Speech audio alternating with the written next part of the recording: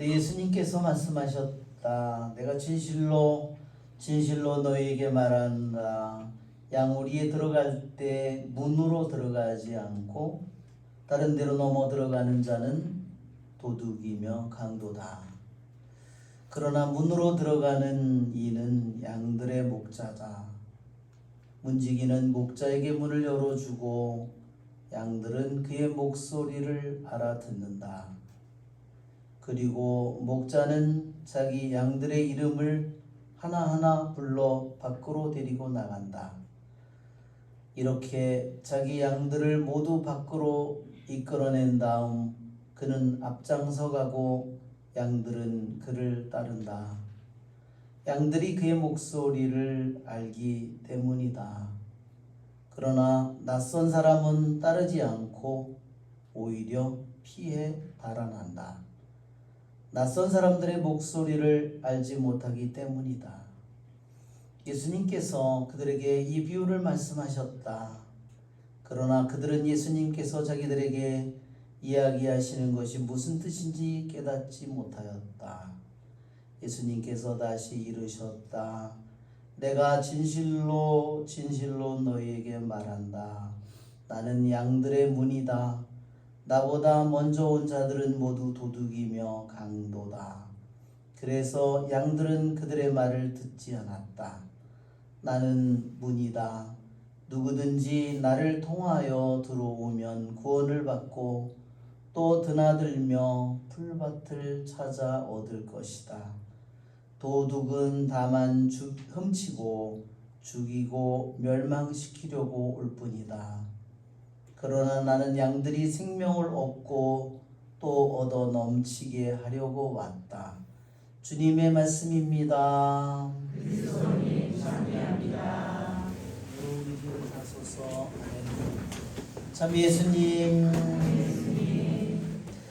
우리는 모두 주님의 부르심을 받은 사람들입니다. 그렇죠 여러분? 네, 아멘. 주님의 부르심을 받고 우리는 세상 가운데에서 하느님의 아들로 하느님의 딸로 우리는 부르심을 받고 살아갑니다. 이 부르심은 세례 한 번으로 끝난 게 아니죠 여러분. 우리의 일생 동안 끊임없이 매일매일 계속되는 겁니다. 그렇죠 여러분? 네. 정말 그래서 주님의 부르심은 참으로 놀라운 것입니다. 사제로 부르심을 받든 수도자로 받든 우리가 신자로서 부르심을 받든 우리들의 부르심은 매일매일 계속되고 있습니다.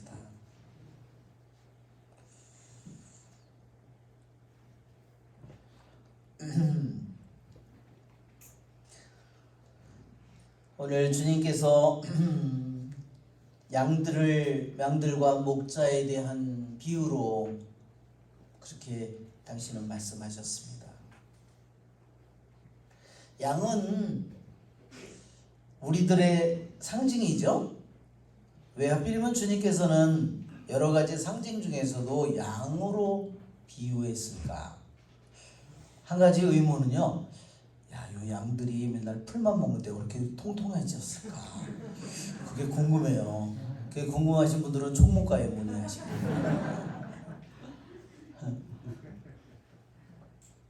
네. 양들은 여러 가지 동물에게 하느님이 여러 가지 각자에게 장점과 무기들을 여러 가지 자기를 방어할 수 있는 많은 것들을 하느님께서 주셨는데 양들에는 어떤 무기가 있는 것 같아요? 다리도 짧아요.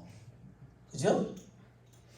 사슴 같으면 정말 날래게 정말 하는데 양은 다리도 짧고 그죠? 그리고 시력이 또 아주 안 좋대요. 우리가 원래는 사람으로 따지면 안경 쓰고 다녀야 되는데 그렇게 시력이 나쁘답니다.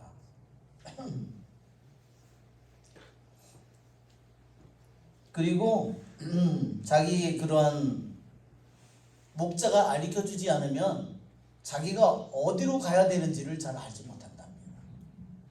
말하자면 풀이나 뭐가 그거를 데리고 가야지, 그래야지 물이 어디 있고 풀이 어디 있고 그런 거를 안다는 거예요. 그러니까 양들은 우리 오늘 화답성에도 보면 주님은 나의 목자 아쉬울 것 없어라 푸른 풀밭에 나를 쉬게 하시고, 여러분 양은요 풀밭에 누워있지 않답니다. 왜 그런지 아십니까? 양이 조금이라도 불안한 구석이 있으면요 절대로 땅에 엎드리거나 눕지 않는다는 거예요. 모든 것이 다 안정되어 있을 때, 먹을 거라든지 마실 거라든지 적들이라든지 또한 주인 목자라든지 모든 것이 안정돼 있, 날씨든지 모든 것이 안정돼 있을 때 풀밭에 눕지, 풀밭에 누워 있는 모습을 보기가 아주 힘들다는 거예요.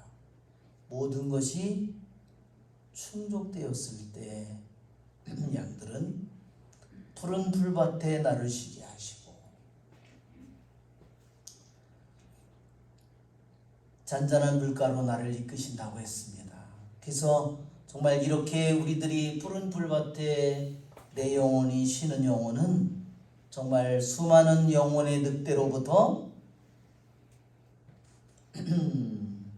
자유로워진 영혼이 될 때 우리가 하느님 안에서 정말로 평화와 안식을 누리게 됩니다. 양들의 가장 커다란 그들의 강점은 주인의 소리를 귀담아 듣는 것입니다. 우리들에게도 다른 면으로 보면 우리들이 너무너무나 양처럼 어리석고 또 너무너무나 주위의 모든 내용들을 잘 파악하지 못하고 자신의 힘으로는 적을 이길 수도 없는 그러한 여러 가지 면을 우리들에게 상기시키는 것이 양의 우리를 비유하는 가장 커다란 이유입니다. 그래서 우리는 무엇보다도 주님의 목소리를 알아듣는 삶을 우리가 살아가야 됩니다. 우리들의 매일매일의 삶 속에는 수많은 세상의 음성들이 우리들의 마음속으로 들어옵니다. 그렇죠 여러분? 네. 오늘 그래서 주님께서도 우리들 모두에게 우리들의 영원한 목자이신 그분의 음성을 우리들의 영혼이 끊임없이 귀를 기울이고 그분을 갈망하도록 우리를 촉구하고 계십니다. 왜냐하면 우리들의 부르심은 한 번으로 끝나고 완성된 것이 아니라 나의 일생 내내 우리에게 주어진 순간 내내 계속되기 때문입니다. 도둑은 다만 훔치고 죽이고 멸망시키러 올 뿐이다. 우리의 영혼의 도둑은 나의 귀중한 보물들을 훔쳐가고 나를 죽이려고 나를 멸망시키려고 오지만, 나를 영원한 멸망을 가져오려고 우리에게 오지만 주님은 우리에게 생명을 얻고 더 얻어 넘치게 하려고 왔다. 어떤 생명을 말할까요? 하느님 아버지의 생명입니다. 그렇죠? 또 하느님의 아들의 생명입니다. 그리고 성령의 생명입니다. 그렇죠 여러분? 왜 도둑이, 이 늑대들이 왜 우리들에서 빼앗아가려고 하는 건 뭘까요? 하느님 아버지의 생명, 하느님의 아들의 생명, 성령의 생명을 나에게서 빼앗아가려고 하는 겁니다.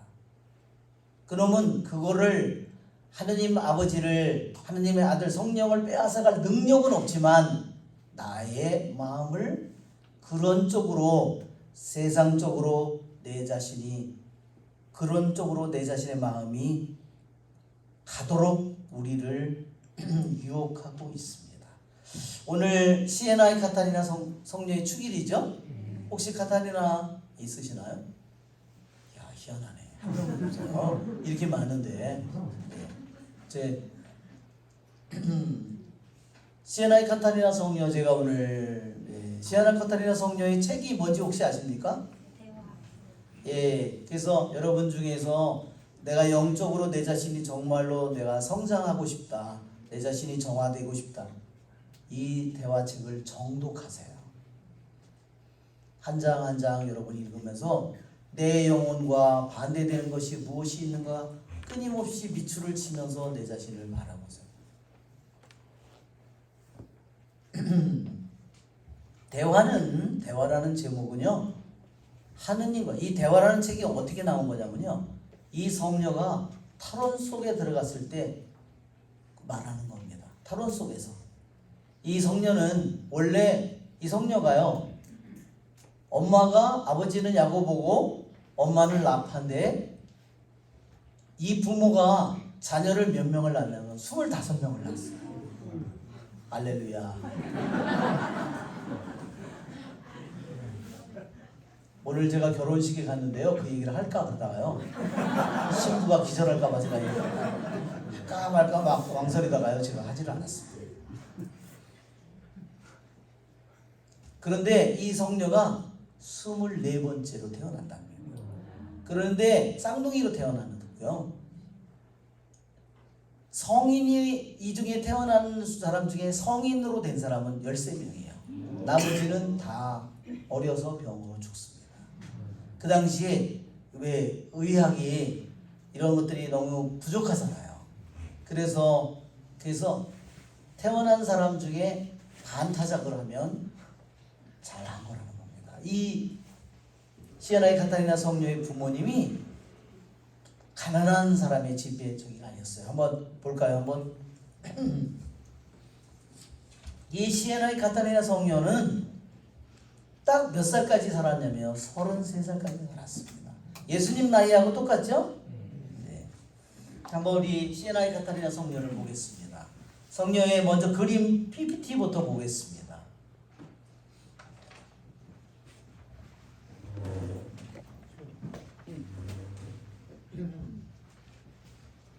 이 포인트가 보인다? 네, 이 성녀가 태어나서 6살 때 자기의 결혼한 언니 집에 갔다 오다가 6살 때 집 앞에 오는 도중에 하늘에 있는 환시를 6살 때 봤다. 그래서 하늘에 계신 아버지와 예수님, 성모님 이런 환시를 보았어요. 이분이 시에나의 카타리나고 하는데, 이태리에 이게 구두같이 생겼죠? 이거 구두굽같이 생겼고, 여기 시에나가 이태리 북부에 여기 있습니다. 예.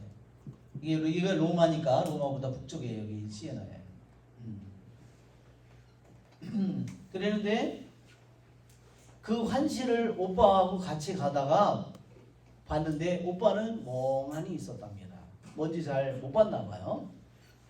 그런데 이 6살 먹은 카타리나는 그 환시가 사라지자 막 울었답니다. 너무 슬퍼서.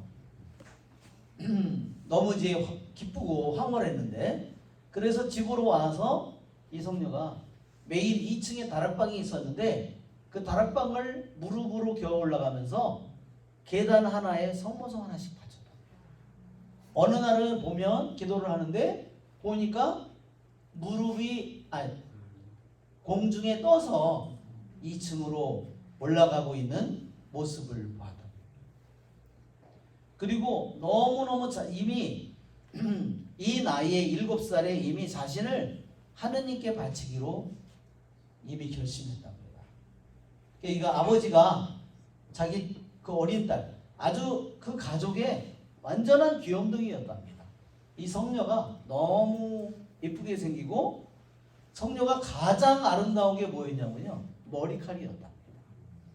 금발이었답니다. 그런데 자기 자신을 그렇게 주님께 바쳤는데 아무에게도 얘기하지 않았다. 자기 아버지 어머니에게도. 어릴 때 별명이 유프로시나라고 그랬는데, 유프로시나라는 말은 그리스 말로 기쁨이라는 뜻이에요. 보는 모든 사람들에게 정말로 행복과 기쁨을 주었답니다. 이제 15살의 아버지 어머니는 이 딸이 자기 집안에 영광을 가져올 거라고 생각해서 이 딸을 결혼시키기 위해서 무지하게 애를 썼답니다. 그래서 매주 사람들을 이게 사익감이 될 남자들을 집에 초대한 거죠. 그러니까 남자들은 어떻게 했어요? 카타리나를 보면서 침을 질질 흘렸겠죠?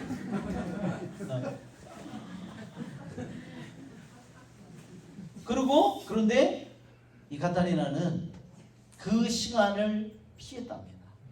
그래서 딴 데 가서 있거나, 그런데 점점 그 강요를 심하게 하니까 결국은 이 성녀가 자기 혼자서 머리를 잘라버렸어요. 그가 자기 아버지와 어머니는 어떻게 됐을까요? 대노했어요. 너무너무 분노한 거예요. 딸의 저기를 이해할 수가 없는 거예요. 딸이 그런 결심을 속으로 한 것을 알지 못했죠. 그래서 그를 잘랐고, 나중에 그거로 인해서 엄마 아버지는 벌을 내렸는데 무슨 벌을 내렸냐면, 너는 오늘부터 우리 집의 딸이 아니라 너는 하녀다. 그래서 이 딸에 있는 하녀를 내보내고, 그 다음에 이 자기 집안의 귀염둥이인 이 카타리나를 집안의 하녀로 삼은 거예요. 집안에 있는 모든 하인들에게도 완전히 하녀로 취급을 하고 방을 주지 않았답니다. 방을 주지 않은 이유는 기도하지 못하도록.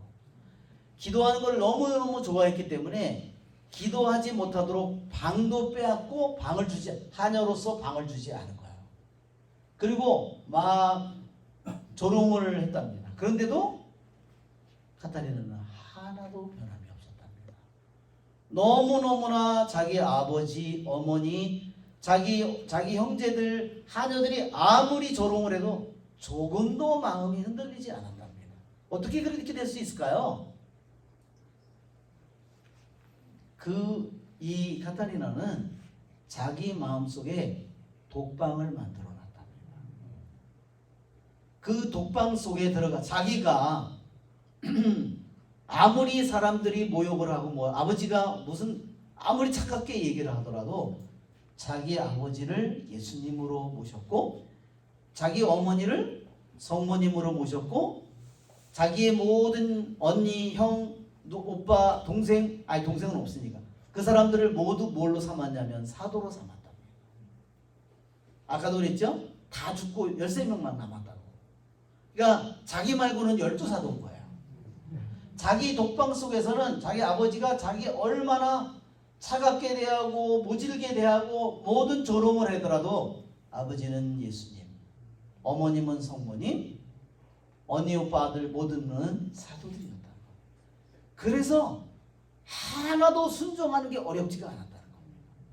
이 속에서 이미 이 카타리나는 완전히 영적으로 성장한 겁니다. 그래서 그렇게 하는 모습을 보고 아버지하고 엄마가 질색을 한 거예요. 이거는 사람의 힘으로는 이렇게 할 수가 없다. 그래서 나중에 보니까 나는 수도자가 되기를 원한다 그랬답니다. 그때 이제 허락을 했는데, 이 카타리나가 또 한 가지 한 것은 뭐였냐면, 도미니코 수도자들이 거리를 지나가잖아요. 수녀나 남자 수사가 지나가면 지나간 발자국에 다니면서 발자국에 키스를 했대요.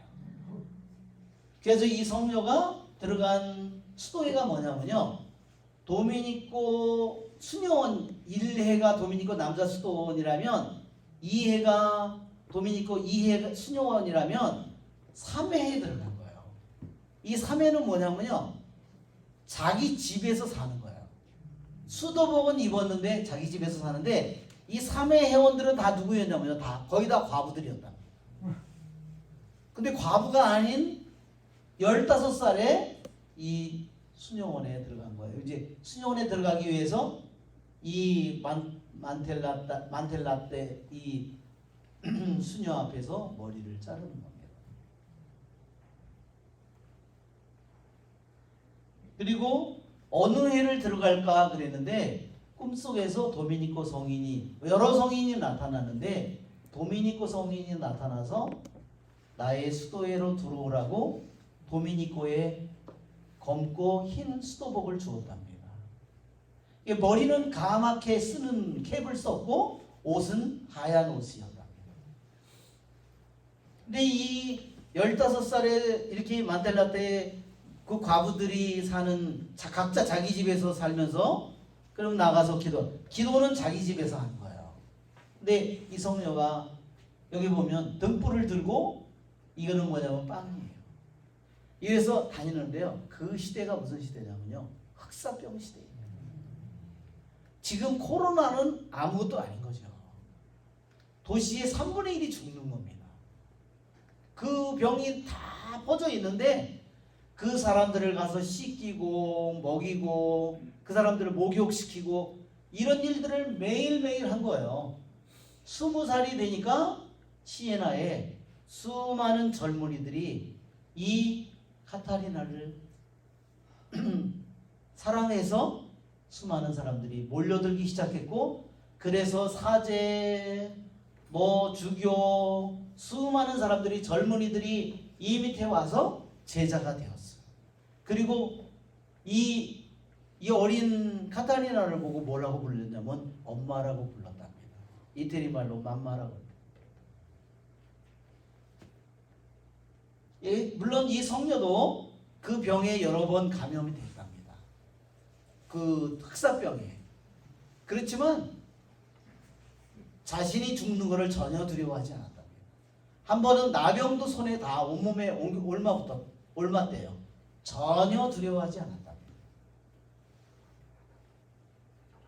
그리고 이 성녀가 뭐냐면 자기 집에서 사니까 자기 집에 있는 옷이나 물건이나 뭐나 만나기만 하면 들고 가서 그냥 무조건 줬다는 겁니다. 그러니까 집안 사람들 어떻게 했을까요? 미치는 거죠. 네. 근데 이 성녀가요 자기를 위해서는 하나도 쓰지 않았다. 전부 다 가난한 사람들을 위해 써서 이미 이 성녀가 20살이 될 때는요 이미 병원이 생겼어요. 지금도 시에나에 가면 마리아 델라 스칼라라는 병원이 있는데 지금은 그 건물 그것이 만든 병원이었다는 겁니다. 그러니까 엄청난 사람들이 흑사병에 걸리고 아무도 돌보지 않는 버림받은 수많은 사람들이 거기에 오면 그 사람들을 간호하고 먹여주고 목욕시키고 이 모든 일들을 다 했대요. 그래서 이 성녀가 어느 날 정말 맨날 찾아가서 이렇게 하는 그 환자가 있었는데 돌아가기만 하면 저녀는 더러운 년이라고 위선자라고 마취도 꼭 성녀인 것처럼 하는데 맨날 그렇게 쌍욕을 했답니다. 그래서 사람들이 가지 말라고 그랬는데도 성녀는 전혀 개의치 않고 거기를 갔대요. 왜 그렇게 갔을까요? 그 영혼의 구원을 위해서. 나중에는 그 사람을 다 씻은 물을요 고름이 쏟아져 나온 물을 다 마셨다. 왜냐하면 자기 자신을 이기기 위해서. 그래서 어느 날 가난한 사람들에게 옷을 벗어준 거예요. 그랬는데 예수님께서 그날 밤에 꿈에 그 옷을 입고 나타나셨답니다. 성녀는 여기에 보면 십자가에 못 박힌 그리스도의 피로 내가 목욕을 했다고 그랬답니다. 그것이 우리들의 세례받은 모든 사람들의 은총이라고. 그래서 아무런 고통이나 그런 것을 두려워하지 않았답니다.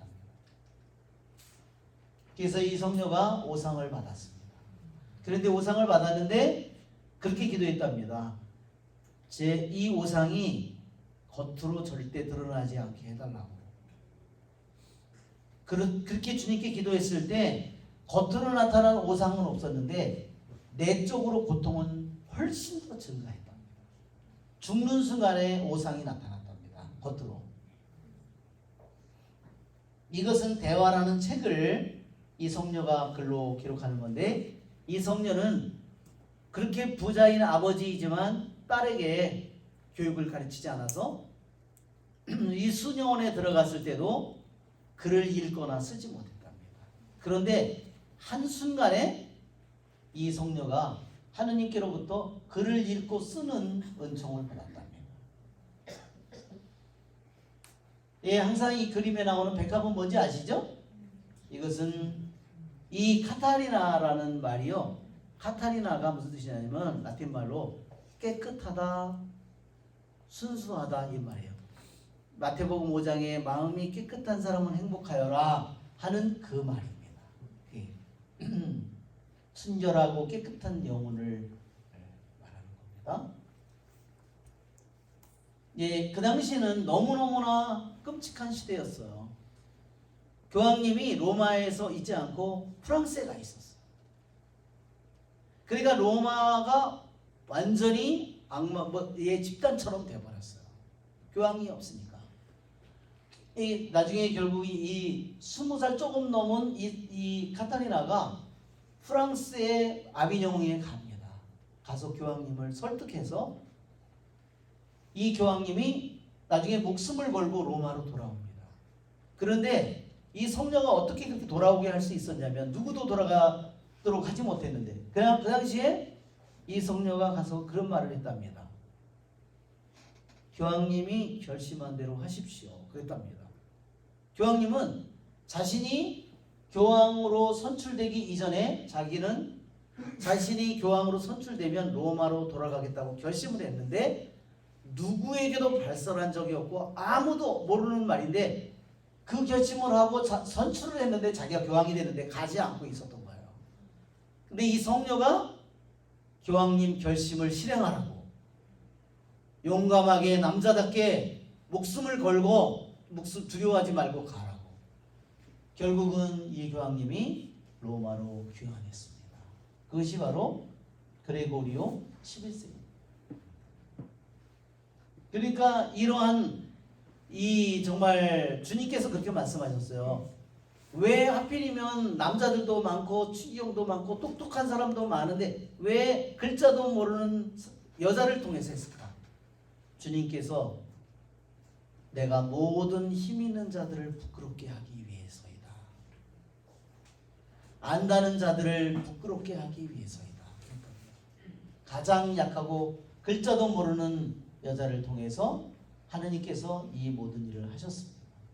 여기는 교황님을 아련하고 프랑스에 있는 교황님을 아련하고 돌아가도록 설득하고 있는 장면이고 비서들이 교황님 비서들이 그 모든 대화 내용을 글로 기록하고 있는 그런 내용들입니다. 그래서 로마로 귀환하는 이 장면이에요. 그래서 저기에 의하면 흰 노새를 타고 교황님이 로마로 귀환했다고 합니다. 이것은 이 성녀가 지옥과 연옥과 천국에 있는 영혼들의 모습을 보았는데 이 언니가 자기에게 자기 자신을 좀 꾸미라고 그렇게 자꾸만 와서 얘기를 했답니다. 그래서 나중에 언니가 연옥에 갔는데 연옥에서 언니가 고통을 받는 이유는 뭐였냐면 자기를 주님의 길을 가지 못하도록 유혹을 했기 때문에 주님께서 어느 날 이 성녀에게 이렇게 말씀하셨습니다. 주님께서 너는 너의 어떤 모습을 바꾸고 싶으니 내 머리칼이니 너의 얼굴이니 너의 몸매니 그렇게 주님께서 물어보셨답니다.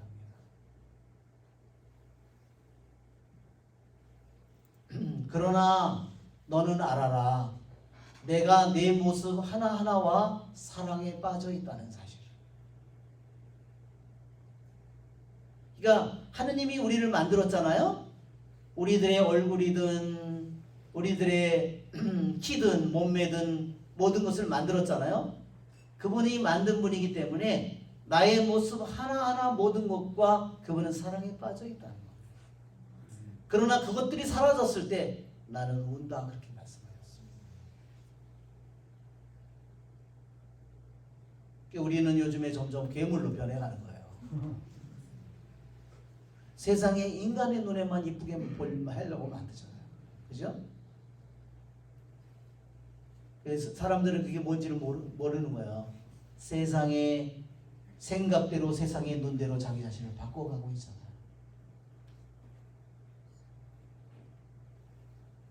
이 성녀가 수많은 악마의 수많은 공격도 받았습니다. 그래서 이 성녀가 악마가 들린 영혼, 여기 보면 입에서 악마가 튀어나오는 장면을 여기서 그린 겁니다. 그리고 여기에 사형수, 그 당시 시에나에 가장 잔인한 그 두 죄인이 있었는데 사형을 언도받았답니다. 그런데 재판관이 너무나 악한 죄인이기 때문에 고문을 해서 살점이 다 뜯어지도록 그런 거를 벌을 같이 내렸대요. 근데 이 성녀는 이 두 죄인에 대해서 깊은 열미를 가졌답니다. 그래서 이 성녀가 이들을 위해서 기도했는데 죽기 직전에 이 두 사람이 사제를 불러서, 여기 보면 목이 여기 잘라져 있는 거예요. 여기는 머리가 여기다 이거를 사람들에게 보여주고 있는 겁니다.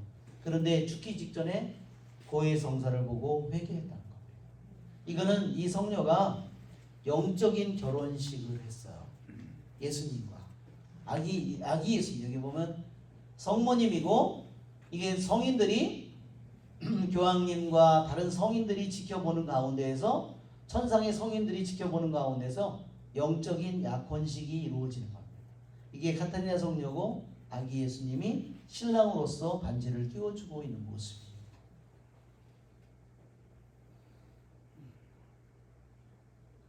그래서 여기 보면 이 성녀에게는 수많은 성인들이 나타나는데 함께 여기에는 이것은 다윗 성인이 나타난 거고요. 뭐 사도 베드로, 그 다음에 바오로, 요한은 항상 자주 나오는 성인들이었습니다. 이것은 이 성녀가 예수님의 가슴에서 옆구리에서 흘러나오는 피를 마시고 있는 장면입니다. 이건 주님께서 특별히 이 성녀가 훌륭한 일을 했을 때 그 피를 직접 마시도록, 그래서 그 특별한 선물을 주셨답니다. 이거는 성녀가 그를 하느님께로부터, 예수님께로부터 받고 주입 은총으로 글자를 익혔답니다. 그래서 성물도를 성녀가 한 기절 외우면 예수님이 응성으로 따라서 응성으로 예수님께서 주고받으면서 성물도를 바쳤다.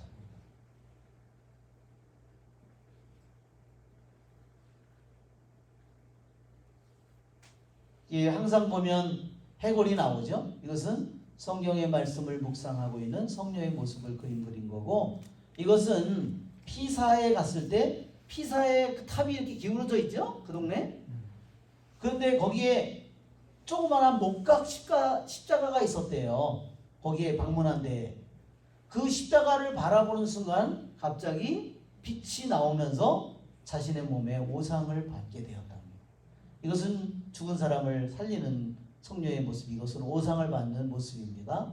여기 기울어진 나무 목각 십자가에서 자른 만델라 때 다른 수녀님들이 있는 가운데서 손, 양손, 발, 옆구리에 오상을 받는 장면입니다. 이렇게 뚫리는 거죠.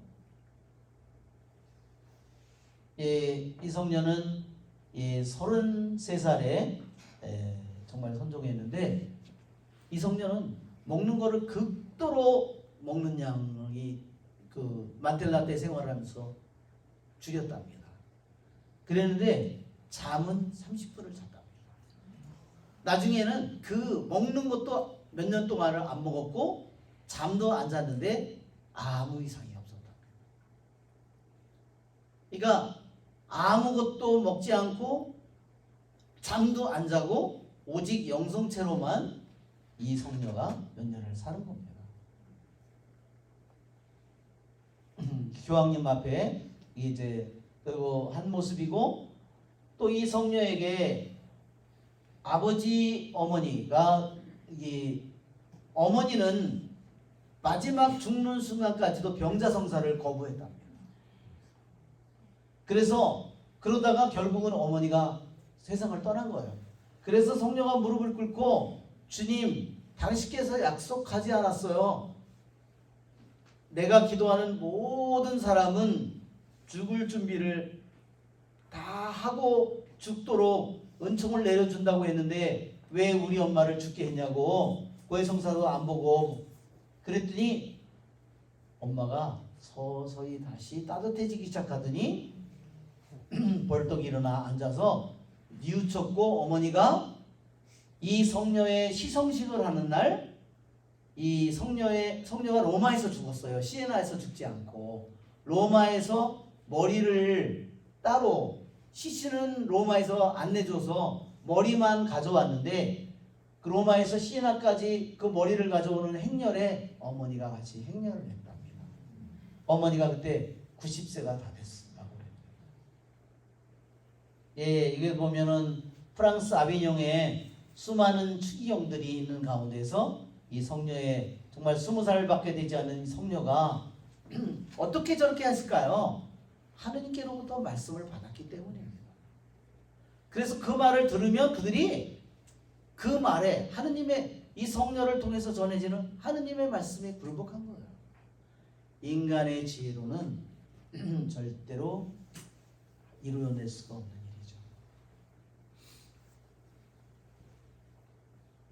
일이죠. 보상을 받는 모습.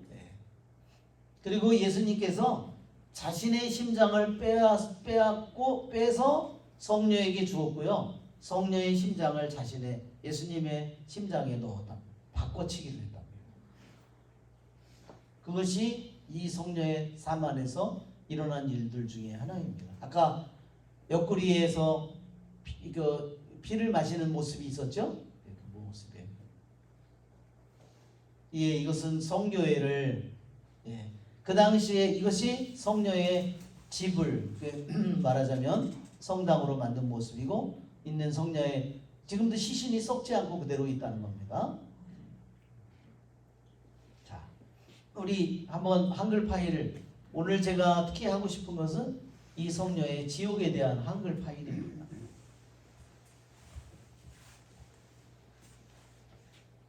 (0000이) 여러 개 있는 맨 위 거를 한번 볼까요?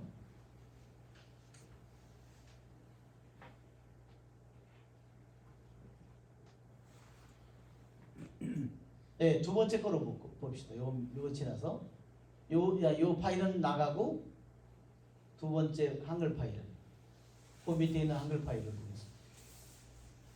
네, 이 성녀에게 하느님께서 천국, 지옥, 연옥의 모든 것을 보여줬는데 저주받은 영혼들의 네 가지 중요한 고통.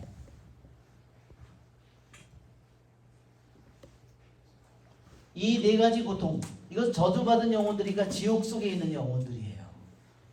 지옥에 있는 영혼들이 겪는 네 가지 고통. 그것이 뭘까?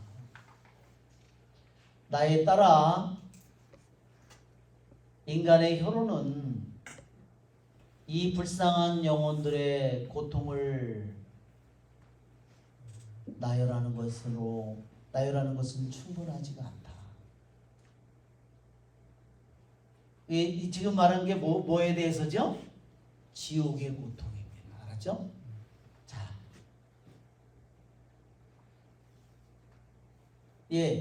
나에 따라 인간의 말로는 그 지옥에 있는 그 불쌍한 영혼들의 고통을 다 말로 표현할 수가 없다는 겁니다. 거기에 지옥에 있는 고통들에게 가장 중요한 세 가지 악이 있는데, 즉 뭐냐? 첫째, 자기 애나 자기 사랑이다.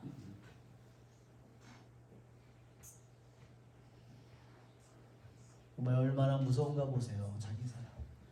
왜냐하면 사랑은 사랑이잖아요. 사랑은 사랑인데 자기 이기적인 사랑. 이 이기적인 사랑, 여러분 한번 보세요. 그 당시 성녀가 살 때 교황님이 왜 로마에 있지 않고 프랑스에 가서 있었을까? 성녀가 대화책에서 말하는 겁니다. 이유는 뭐냐? 셀프러브라는 겁니다. 자기 사랑이라는 겁니다. 자기 중심적, 자기를 사랑하는 거라. 여러분, 우리들이 어떤 공동체에서 레지오든 반에서 왜 분열이 생기가요? 왜 생기죠? 셀프러브 때문에 생기는 겁니다. 가정에서 부부간에 왜 문제가 생기죠? 결국 셀프러브죠.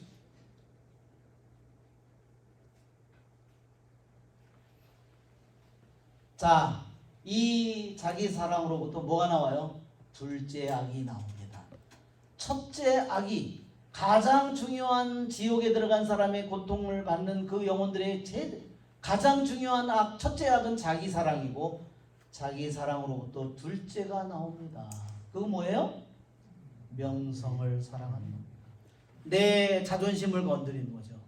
내 이름, 내 존재, 내 위치, 내 명예 이런 걸 건드릴 때 어떻게 해요? 이 자기 사랑으로부터 명예에 대한 사랑이 또한 내 안에 이게 이 사랑을 낳는 거죠. 마치 엄마가 아기를 낳듯이. 명예에 대한 사랑으로부터 셋째 악이 나옵니다. 뭐냐? 교만이 나옵니다. 자, 셀프러브가 명예에 대한 사랑을 낳고 명예에 대한 사랑이 교만을 낳고 그러면 이 교만으로부터 뭐가 나오냐? 모든 악이 나옵니다. 불의, 잔인함, 더러움, 더러운 악 모든 것들이 따라서 이루어집니다. 다 따라옵니다. 여러분 왜 예수님께서 자기를 버리고 십자가를 지라고 그랬는지 아시겠죠? 그렇습니다. 누가 사제든 누가 주교든 누가 수녀든 누가 신자든 누가 부모든 누가 학식이 높든 누가 재산이 많든 자기 사랑을 버리지 못할 때 끊임없는 악의 악을 낳는 겁니다. 교만을 낳기까지 모든 악을 낳기까지. 그러니 여러분 주님께서 자기를 버리는 영혼들에 대해서 어떻게 생각할까요? 정말로 이 세상에 높이 높이 들어올리는 영혼이 되는 겁니다. 여러분 아시겠죠? 조그마한 말 한마디에도 뒤집어지는 영혼이 있는데 자기 셀프로브 자기 명예에 대한 그 영혼이 뭘 하겠어요? 세상 사람과 하나도 다를 바가 없어요. 원수를 사랑하기 어림도 없는 말이죠. 그렇죠 여러분? 무슨 소리인지 아시겠죠? 예.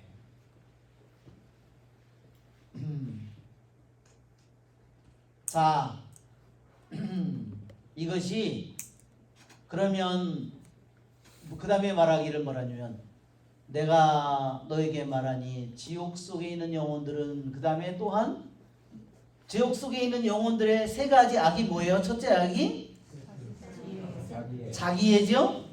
두 번째 자기애에서 뭐가 나오죠? 명예에 대한 사랑이 나오죠. 명예에 대한 사랑에서 또 뭐가 나오죠? 교만이 나오죠. 교만에서 나머지 모든 악이 나오는 거예요.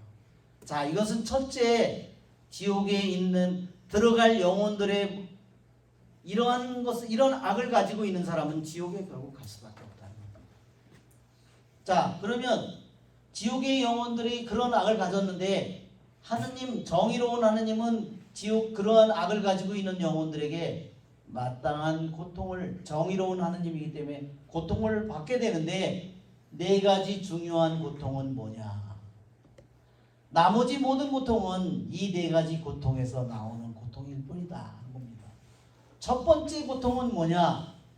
그들은 나를 보는 것을 박탈당했다. 지옥에 간 영혼들이 받는 가장 커다란 고통은요, 하느님을 볼 수 없는 고통. 여러분, 만일 우리들이 내가 이 세상에서 살기는 사는데 앞으로 내가 100년, 50년을 사는데 태양이 없는 상태로 내가 50년, 100년을 살면 어떨까요? 이것은 그 자체로 지옥이죠. 그렇죠?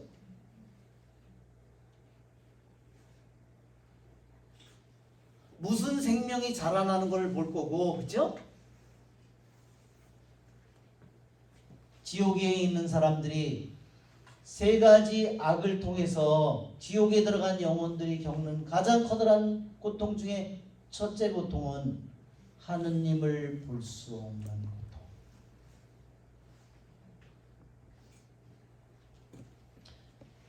그 나를 하느님을 볼 수 없는 고통이 얼마나 큰지 그것이 가능하다면 그들은 차라리 불 속에 뛰어들고 싶다.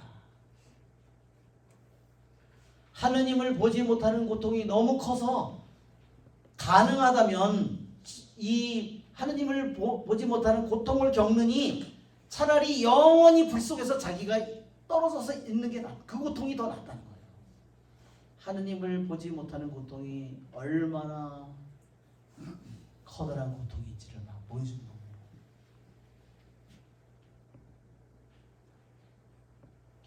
너무나 하느님을 보지 못하는 고통이 너무 커서 그것이 가능하다면 그들은 차라리 불속을 선택할 것이고, 그리고 고문과 고통을 그들은 오히려 선택할 것이고, 나를 볼 수만 있다면 그들은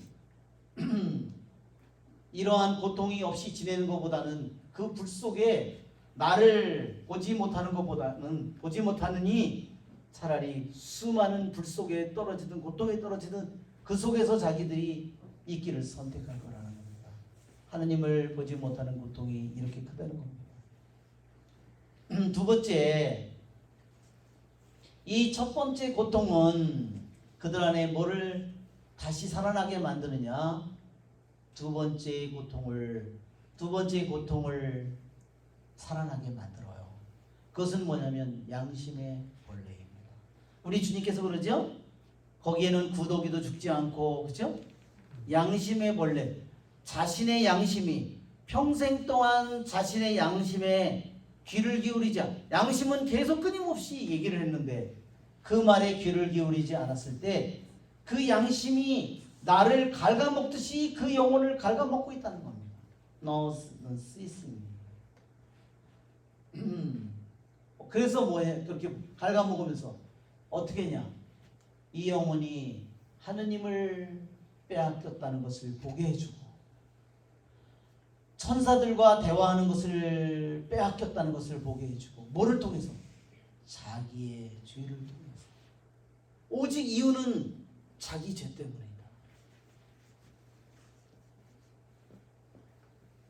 그리고 어떻게 되냐면 양심의 그 벌레가 뭐라냐면 자신을 갉아먹으면서 끊임없이 자기 자신이 잃어버린 것을 보게 자기 죄 때문에 보게 해줄 뿐만 아니라 자기가 이제는 하느님을 보고 천사들을 보고 그들과 대화를 하는 대신에 이제는 뭐와 대화를 해요?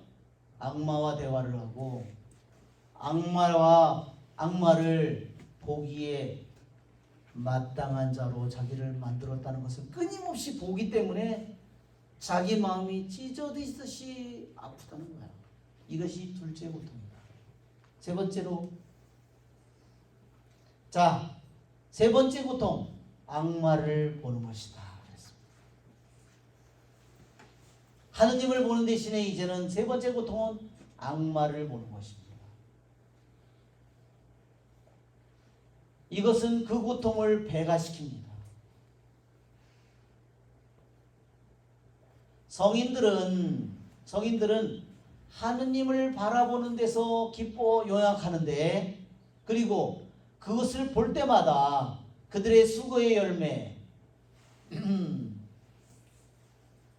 그 수고의 열매 속에서 기쁨으로 그들은 끊임없이 그 기쁨이 용솟음 치듯이 새로워지는데, 그들은 뭐예요? 악마를 볼 때 자기가 기쁨이 용솟음 치는 것이 아니라 절망과 고통이 끊임없이 새로워지는 거예요. 끊임없이 그 고통이 용솟음 치는 거예요. 그래서 악마를 보는 것은 뭐를 살아나게 만드느냐?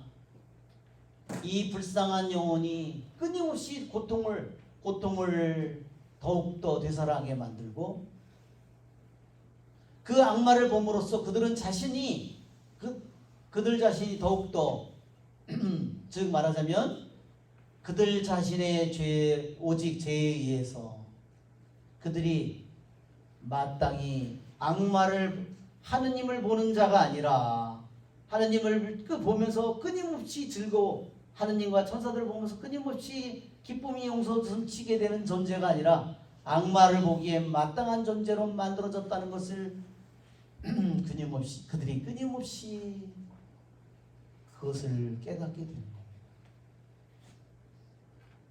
자, 네 번째 고통은 뭘까요? 양심의 벌레가 끊임없이 더욱더 우리들의 영혼을 갉아먹고 양심의 불이 끊임없이 쉬지 않고 태웁니다. 세상의 불은 나무가 어떤 연료가 다 타면 끝나잖아요. 불이 꺼지잖아요. 이것은 영혼이 받는 고통의 이 불은 우리들의 물질이 아니기 때문에 이것은 영원히 끝나지가 않는다. 그 모습은 그들에게 너무너무나 고통스럽습니다. 왜냐하면 그들은 이 악마를 이제 자기 자신의 모습으로 악마를 보게 됩니다. 자기 자신의 형상으로 된 악마를 보는 거예요. 너무너무나 끔찍해서 인간의 마음은 그것을 상상할 수조차 없습니다. 그대가 잘 기억한다면 아십시오. 내가 그를 당신에게 보여주었다. 어떻게? 그 자신의 모습으로. 어떻게? Little space of time. 정말로 이 시간이라는 아주 짧은 이 공간, 결국은 뭐냐면 우리들의 인생을 말하는 겁니다. 결국 거의 한 순간이라고밖에 말할 수 없는,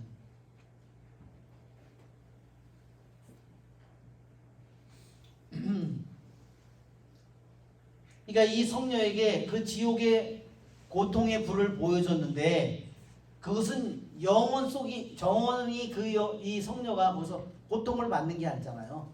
이 성녀에게 그걸 보여준 거는 정말 찰나의 순간만 보여준 거라는 거죠.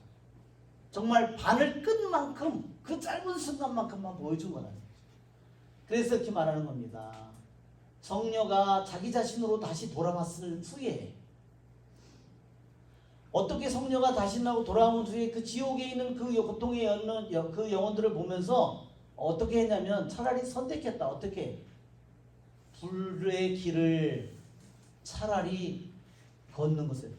지옥에 있는 그 고통받는 그 인간의 영혼에 자신이 악마의 모습으로 변한 그 모습을 보느니 차라리 불 속에서 자기가 차라리 걷는 게 낫다는 거예요. 그것을 보느니. 언제까지? 심판의 날까지. 그를 다시 보기는, 그 악마, 자기 모습으로 변한, 자기 모습으로 형상화된 그 악마를 보느니보다는 차라리 심판의 마지막 날까지 불의 길을 차라리 걷는 것이 낫다. 그것이 세 번째 고통이었어요. 이 모든 것으로 그대는 보았습니다. 그러나 얼마나 그것이 그 악마가 끔찍한지, 왜냐하면 하느님의 정의에 의해서 그 악마는 더욱더 영혼에게 끔찍합니다. 왜? 어떻게? 나를 잃어버린 영혼에게 너무너무 무섭고 끔찍하다는 겁니다. 자, 네 번째 고통은 뭐냐면 불의 고통입니다. 불은 태우고 모든 것을 다 없애버립니다. 그렇지만 영혼이라는 존재는 타서 완전히 없어질 수가 없습니다. 물질이 아니기 때문입니다. 불이 다 태워버릴 수 있는 물질이 아니기 때문입니다. 하느님의 정의로 나는 불이 그들을 고통으로 태우도록 나는 허락했습니다. 그렇기 때문에 그 불은 그들을 태우며 그들을 고통스럽게 합니다. 그렇지만 그들을 완전히 없애지는 않습니다. 다. 왜? 영혼 자체가 없어질 수 없는 존재이기 때문에. 어떻게 그런 고통을 받느냐? 여러 가지 다양한 방법으로 어떻게 그들 죄가 다양한 죄를 짓는 만큼 벌도 다양하다. 어떤 사람은 더 크게, 어떤 사람은 더 적게. 어디에 따라서? 자신의 그들의 죄의 무게에 따라서. 이 네 가지 고통으로부터 모든 다른 고통, 차갑고 뜨겁고 이를 갈고 모든 고통이 함께 따라옵니다. 예, 우리는 이 성녀의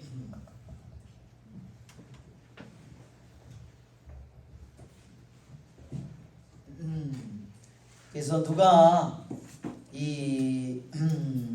그러면 천국에 가는 사람이고 누가 연옥에 가는 사람이 될 거고 누가 지옥으로 가는 사람이 될 건가, 그거는 오늘 하지 않겠습니다. 그것까지 하면 너무 시간이 많이 갈 테니까 그러면 기절할지도 몰라요.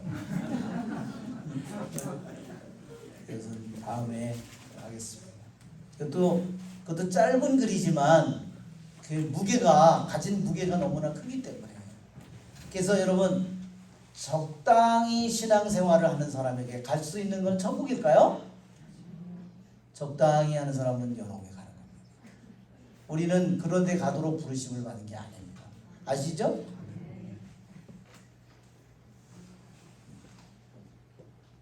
우리가 여기 온 이유는 연옥에 가고자 여기 온 게 아니에요. 그렇죠 여러분? 주님께서 우리를 오늘 독서의 말씀에 베드로는 이 밖에도 많은 증거를 들어 간곡히 이야기하며 여러분은 이 타락한 세대로부터 자신을 구원하십시오. 그렇죠? 하고 타일렀습니다.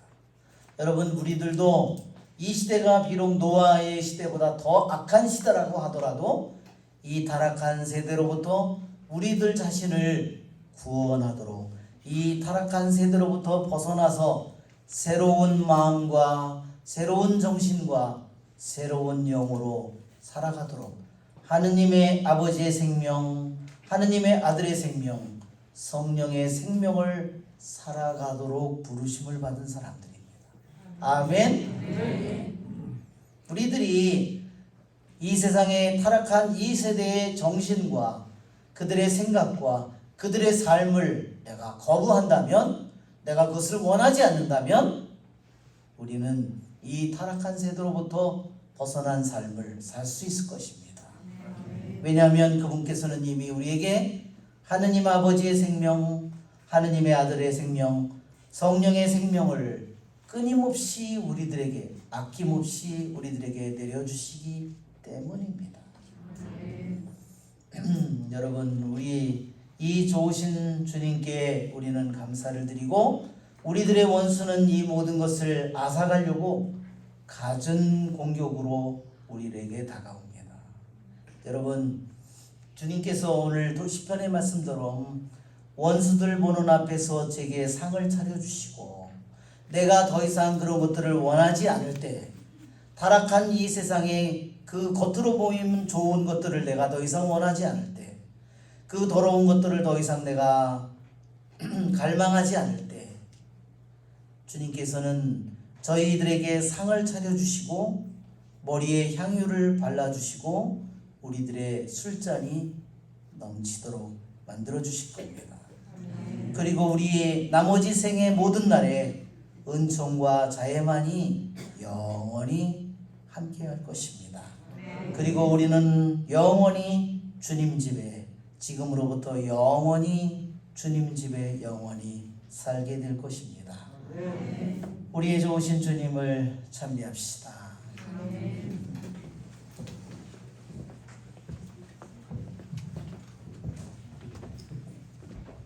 683번입니다.